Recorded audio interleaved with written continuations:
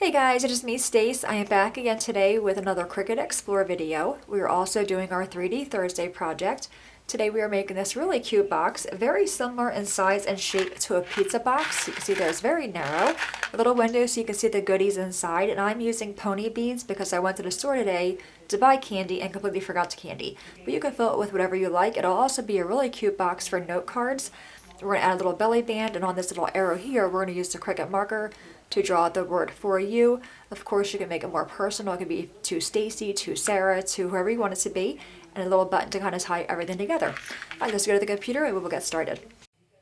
Alrighty, at the computer, you want to go to cricut.com/design. You're going to see this screen here, upper left-hand corner where it says account. Click on that to sign in. Enter in your email and your password. When you see your name in that green box, that verifies that you were logged in. You want to stay on this screen here, which is under the All Categories button, and just scroll down until you come across the box. It is right there. It is called the Arrow Candy Box. Click on that. This will bring up the preview window. Bottom right, click on Customize. All right, so we see all the pieces here. I'm going to click on my box. The first thing I'm going to do is go ahead and right-click on it and choose Ungroup. Now the top arrow here is the one I want to add my text to, but I want to have it going farther to the right on the arrow. So I'm going to move this one out of the way and bring this arrow up. Go to my left-hand side toolbar, click on Add Text, and type in here whatever text you want. I'm going to do For You, and this is where you can really personalize the box. It could be a to Susie, to John, to your sister, a coworker. All right, so I have my text selected. I'm going to go to my right-hand side toolbar and click on Edit. I'm going to change where it says All Fonts to Has a Writing Style. This way we can use the Cricut marker tool. And I do want to change the style of the font as well. I'm going to click on where it says Cricut Alphabet, and I scroll down pretty much to the bottom, and the one I chose was Cerie Lettering Grace. Click on that. I'm going to bring this over here and just resize it to fit on the right hand side of my arrow. Just have that selected, use little arrow keys for the image, resize it how you like it. I think it looks pretty good. When you're happy with the way your text looks, take your left mouse button across the shape and the text. Make sure they're both selected. Go to your layer tab on the right and click Attach. That now attached the lettering to that piece. Now we have the box itself. Go ahead and right click on that and choose Ungroup as well. Move the box out of the way, and now we have this piece here. This piece you're going to cut out using acetate material or whatever material you want to use to cover the opening of the box to form as the window. I find it easier in my case to not cut this out, and what I do when I'm done the box or this is cut out, I just roughly measure inside the square marks and just cut out a piece of window material there. So I will remove that. All right, now we have the box itself. Now the way this box works, when the box is closed, there's no clear opening for the box. Sometimes in this case, you want to create a little opening or a thumb notch so where people can see where to open the box. We're going to go and do that. I'm going to my left-hand side toolbar. I'm going to click on Insert Shape. I'm going to grab a circle. I have my circle selected here. Go to the right-hand side toolbar under Edit. And I'm going to change the size of the circle to be 0.75. So now we have a 3/4 inch circle. And we're going to slice this onto the box right here to cut a little notch out. Before I do that, though, I need to make sure this box is not grouped together or attached. So I right-click on it. There is no ungroup option letting me know it's not grouped together, but down here I can clearly see detach. So that's letting me know something is already attached to it. I'm going to click on detach. Now what that did, it detached the score marks from the design. It did not remove them, it just detached them. Now we're going to take our circle and bring this back over. I'm going to right click on it, move to front. Just going to center it to where you want it. This is the top of the box. This is the front flap. So I do want the circle there. Just going to bring it over, and I maybe want a little less than half the circle showing. All right, so I like the way that looks. I'm going to hold down this, or click on the circle, hold down Shift on your keyboard, and now you want to click on the box. We're going to click on outside of the score marks. Otherwise, you're going to be attaching the circle to the score marks. So once again, you have the circle selected, hold down Shift on your keyboard, click on the very outer of the box, release the Shift key, go to the right-hand side toolbar under Layers, and click Slice. And then you remove all these pieces, and like I said, all that did was cut out a little notch there. Remove all these pieces. Now it looks like the score marks are gone. They are still there. They're now just behind the box. I'm going to click on the box, right click on it, hit move backward. This will move the score marks forward so we can see them. I see them there, but they're still not attached. Remember, we detach them. You want to make sure you put them back on the box or you reattach them. Take the left mouse button across the entire box, right click on it, and then select attach. So now the score marks are back onto that. So we have one color here, one color here, and one color here. If you go to your right hand side toolbar under sync, each color here represents one mat. I'm going to cut these two arrows out on the same mat but in different colors. So to do that, I'm just going to drag and drop one of these to the other one. So they're both the same color. I'm going to click on go. So we see I have one mat here for my arrows and one mat there for my box. I'm going to take this one and move this one down because I do want that to be a different color and this in a different color. I'm going to again click on go, cut these out, we'll go to the table and finish up the box. Alrighty guys, our box pieces are all cut out. Let's go ahead and assemble the box first. I'm going to first go ahead and kind of finger press on our score marks just to get that started.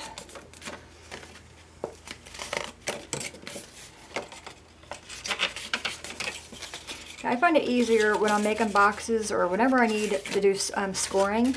Sometimes I just fold it and score it. I'm off the score marks a little bit, so I just go in there and kind of just give them a little squish, and then I'll go back in there with the bone folder to reinforce that crease. And don't forget the little flaps on the edges, and then we have the little area there where we notched that out.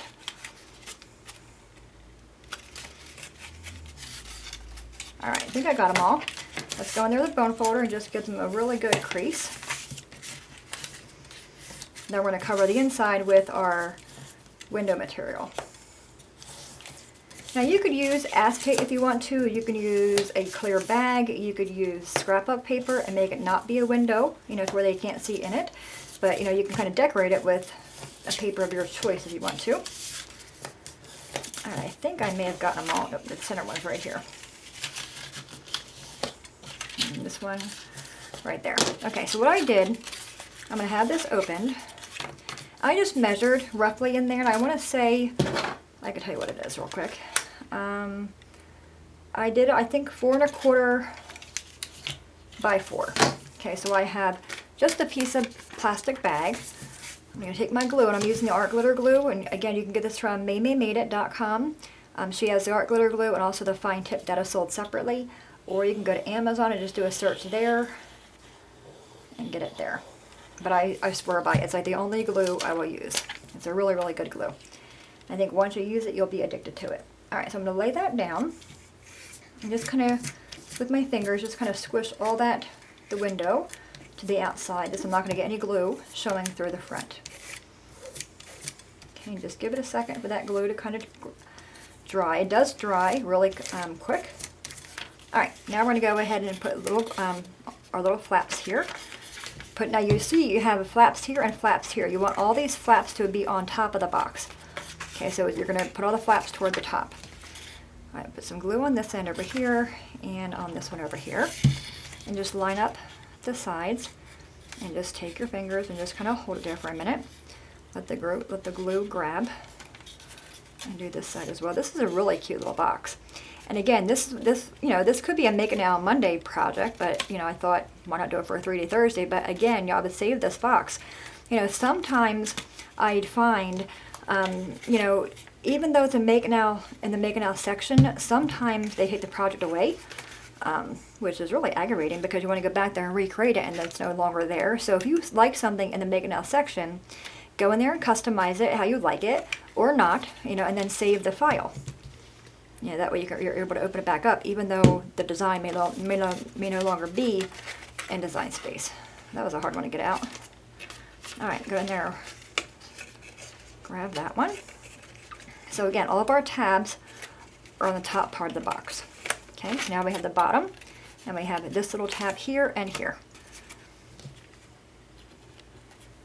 And this would be cute for like small candy. I want to say in the picture they used the chiclet gum.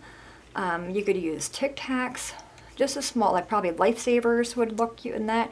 And for the front, you know, you can remove the arrow and put like a little lifesaver there for somebody who brightened your day or saved your day. So lots of ideas you can do. And I, of course, have mine filled with pony bees because I went to the store to buy candy, and I think I bought everything but candy. I bought a bunch of dog toys. All right, so we have our box together. Now we have a little notch right there, so when you fold this up, and these flaps go in. So if you want to leave it like that without having a belly band on it, you're able to see there where you can open it. You just kind of put your thumb there, and you're able to open it.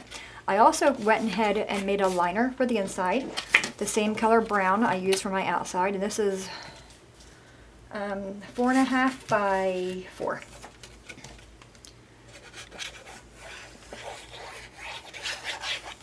Okay, just go ahead and pop that in. It just kind of finishes the front off, and of course this is optional. You don't need to add this step, but I do like how that looks finished. All right, going to close this up and work on the outside.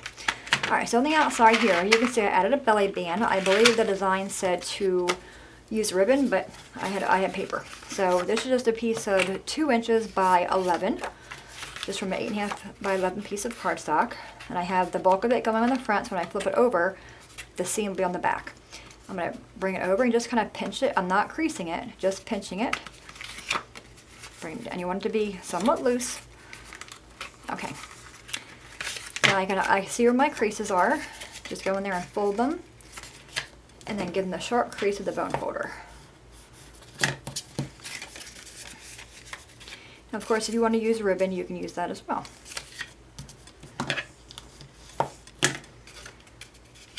Nope.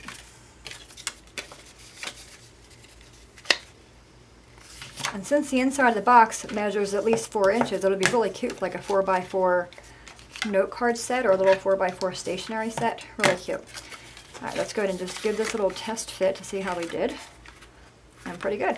Okay, I'm going to go ahead and flip this over and put glue on one end of these, or this strip here. And again, you don't want it to be tight. Loose, that way they're able to open it. Okay, and just kind of like rub it there a little bit, let glue to dry. I'm going to take it off and then just press on it really well. Okay, now they have this really large arrow, and you'll see there's score marks in it. And it's supposed to wrap around your box. This is my sample, and I have that wrapped around the box there. If you don't have a belly band on there, when you open the box, it adds that little bit of wrinkle there, and that really bothers me, so I made this part for it. All right, so it's going to put this on here where it's going to go. Okay, now we can glue this, if you want to your belly band, but I'm just actually going to glue the top. I'm going to cut some of that off. Okay, I don't really think it needs to go all the way around the box. All right, so I'm going to put the glue on this one, and I'm going to lay it centered, lining up with the top of my belly band area. Get it somewhat straight. Whoop. Okay, all right, now we have the part that we added our own greeting to, and again, there's 2 score marks here to kind of wrap around the box, but again, if you glue them down, how are you going to get the box open? So again, I'm going to go ahead and cut this off. Okay, now rather than laying this flat on here, I wanted to add a little bit of lift to it, so I'm going to be using dimensionals, and these are ones from Stampin' Up. Any one you have will be fine. Now you want to make sure you don't go past your belly band. Okay, so I'm just going to use 2. I normally would go for 3 here, but we're going to go with 2. Okay, that way I can glue them on my belly band. I'm just going to measure them. See how I flipped over to make sure my dimensionals didn't go past that? I can actually do 3. Put one more right there. All right. Before I add that on there, it is kind of plain over here, and of course you can, where the score mark is in design space, you can, you can see that. You can add your text all the way there. I'm just go ahead and I'm going to grab a button, if I can find a button. I had a button out, and I seem to have lost my button. Oh, here it is. Okay, a little button here. I'm going to just grab some of this Stampin' Up linen thread. I can't tie a knot to save my life as far as when it comes to linen, like the linen, the twine. So I just use, and this has 4 holes in it. I'm going to take my twine, or the linen thread, through 2 of them from the front, going towards the back.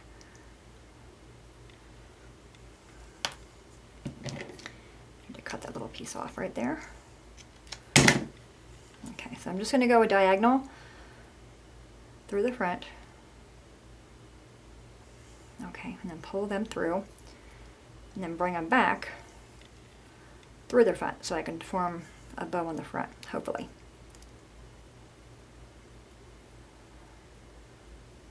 Oh, gotta make sure I'm not undoing it. I'm known for doing that. Okay, rewind it. Bring that through again. Grab that one. All right, one more to go. I swear it's easier when you're not doing a video. You know, like I think of my videos, if it can go wrong, it will go wrong. But, okay, we got it. We're good.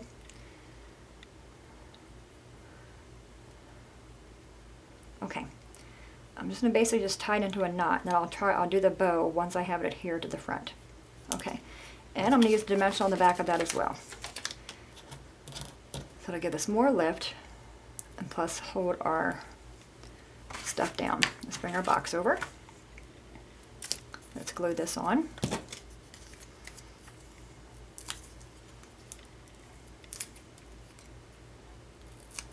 Okay, and line that up on the side.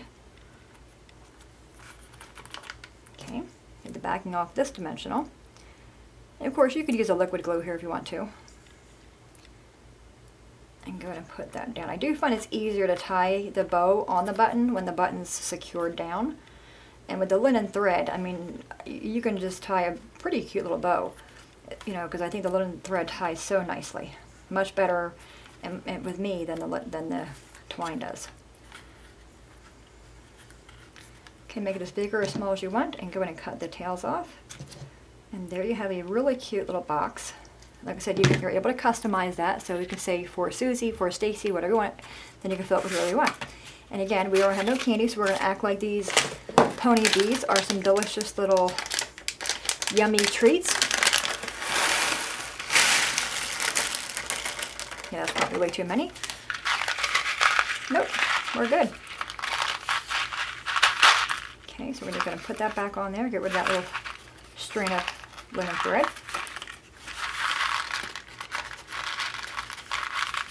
Okay, so there you have it. What do you all think for today's 3D Thursday? I think it's really, really cute.